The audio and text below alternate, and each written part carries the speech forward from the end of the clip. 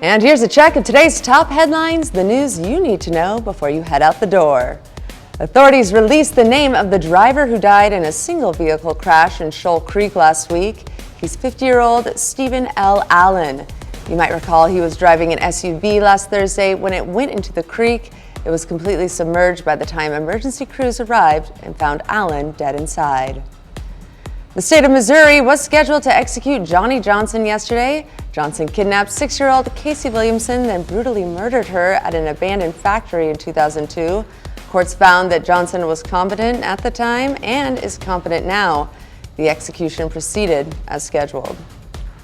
Parsons voters overwhelmingly say yes to a proposal that will extend the city's half-cent public safety sales tax for another 10 years.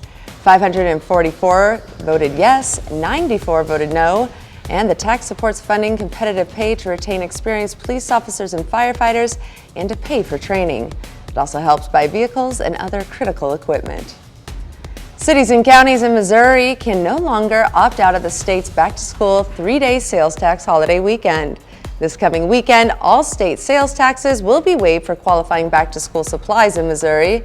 In the past, cities and counties were able to still collect local taxes, but now that's no longer the case.